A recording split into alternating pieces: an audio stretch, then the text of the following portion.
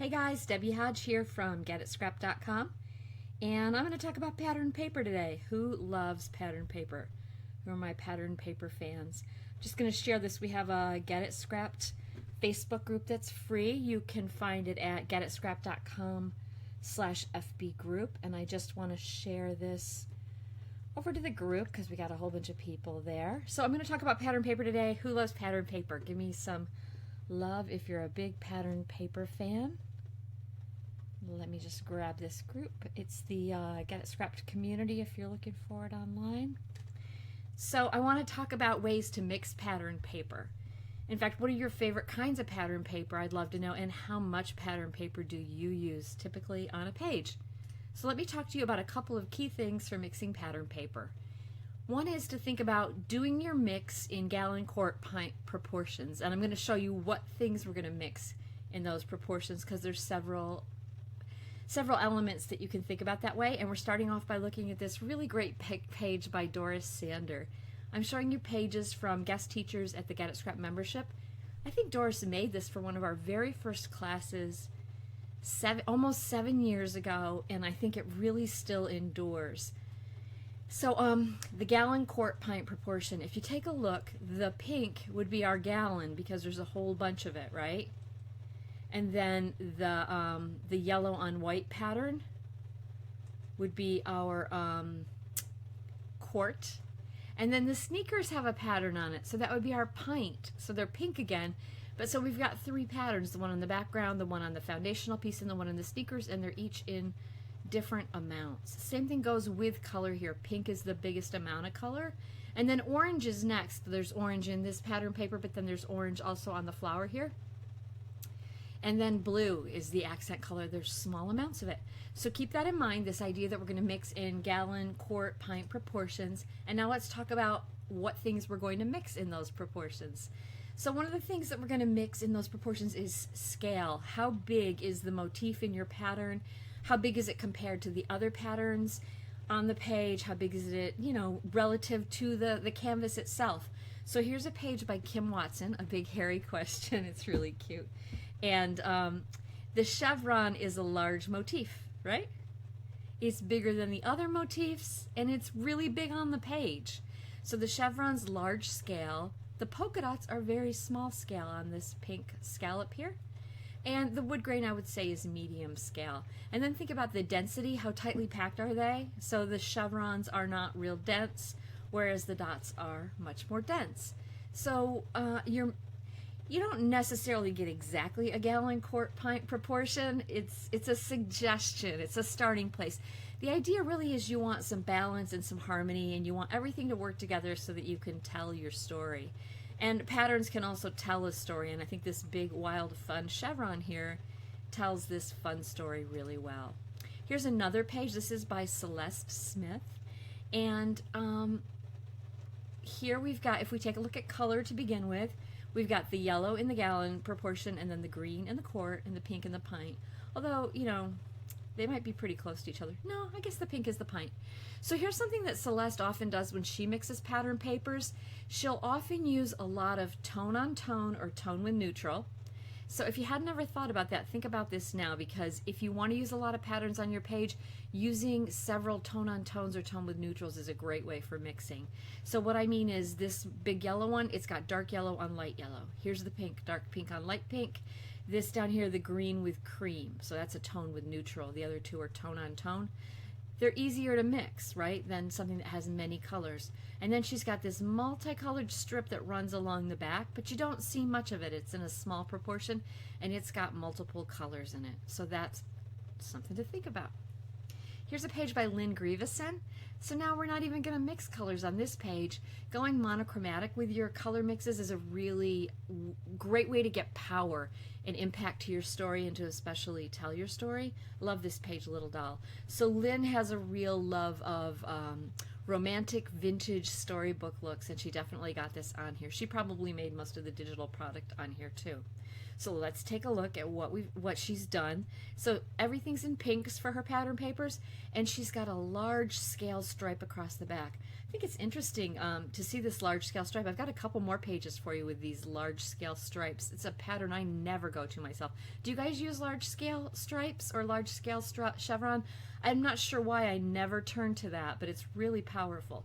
So she's got this large scale pink across the top, and then a small motif floral print at the bottom in pink, and then a little bit larger floral motif at the top. But so she's got two florals and a geometric. Florals and geometrics often mix really nicely together. Let's see what else we got here. Ooh, this is a page by Lisa Dickinson, and once again, we've got a mostly monochromatic approach to the pattern papers. And something Lisa's done that's really powerful here is, see, this is a picture of her son in the swimming pool, and it's really blue, right? So then she's taken a whole bunch of blocks of blue pattern papers or blue solids to create a collage or a foundation behind her photo. So we've got, and they're all monochromatic or tone with neutral. So, or tone on tone or tone with neutral. So we've got this abstract geometric here that looks like scallops. Here's another abstract geometric up here that's darker, and then the cream stars on a bluish background. So all these go together to make her foundation, and then this green title really stands out powerfully. You've got a great unity to the foundation there. Here's another page from Celeste, and I mentioned how she often will take one multicolor strip and then use a lot of tone on tone or tone with neutrals. So here's her multicolored strip. She's got orange and brown and blue and light blue and yellow and red in there. And then if we look through, here's a tone on tone orange, tone on tone blue, neutral with tone, the white polka dots on the green, tone on tone brown. So it's a way to get a whole bunch of pattern paper pieces in there, but not have chaos. And it gives really great energy to this page about her husband on a road race. All right, now here's a page by Doris Sander, and she has not mixed form at all. Everything's florals. It's just this great mix of florals. And what she's done to make it work is that she's got a mix of scale and density, starting with this large pink motif floral, and then the little pink flowers on blue are a little bit, they are smaller, and then the background is even smaller yet. And she's got another foundational piece. So she's mixed florals there really effectively. Any florals fans? I'm a huge floral fan. Raise your hand if you're a huge floral fan, if you love putting florals on your pages. And let me know if you're not a floral fan. Give me a shocked emoji if you're not. Okay, here's a really different looking page, and this is by Emily Pitts. It's got a lot of power to it. And what she's done is she's got a large scale floral print along the left side. That large scale floral is also really densely packed together, and then she's paired it with this really modern looking geometric that has more of an airy look to it, and a more densely, the lines are more densely packed, and they're a smaller motif. And now look here along the top. There's one more piece of pattern paper, and that's a black and white polka dot, and the dots are pretty big. So we've got a larger scale, but they're not anywhere near as dense as the florals here. They do a really nice job, those black polka dots do a really nice job of echoing her journaling here, or her subtitle, I am fearfully and wonderfully made, and her title, I am a child of God. It's a really powerful page. So now let's see what else we've got. All right, so I just want to finish up and just show you this one final page by Lisa Dickinson and remind you about what we just talked about. One, mixing somewhat with Gallon-Quart-Pint proportions, and the things that we can mix in those proportions are the scale of your pattern paper motif, the density of the motif, the form, and by form I mean, is it floral, is it geometric, is it abstract geometric, is it representational or pictorial? So, and then also finally color. So take a look at this page of Lisa's. Do you remember what other page I showed you of Lisa's? It was the one of her son swimming. I think it was called Fly Boy Fly.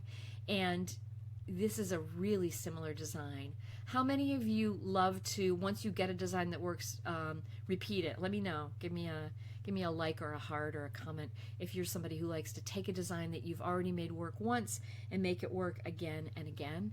So this is the same design, but it's got a very different look to it. She's got all these blocks of paper, right, to create her foundation for a tall portrait-oriented photo. This time she's got a really powerful large-scale stripe in the background. For this, think back to Lynn Grieveson's page that had that storybook feel.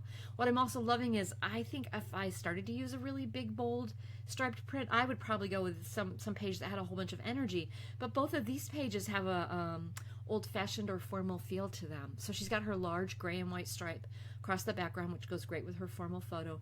And then all the pattern paper pieces have lots of pinks and grays and blacks in them, and all pretty small motifs and pretty densely packed, although there's variation. The grid papers is much denser than the diagonal stripes, and there's the text. Text is a really nice mixer too. So that's my quick lesson for you guys today on mixing pattern papers. I would love to know if you've got your own favorite tips for mixing pattern papers. I'd also love it if you're not a member of the free Facebook group at getitscrapped.com/FB group. You can join us. You can also just search in Facebook for the Get It Scrapped community, but it's also at getitscrapped.com/FB group. So come tell me your best tips for pattern paper. Show us your newest pages that you've made with pattern paper. All right, guys. Bye.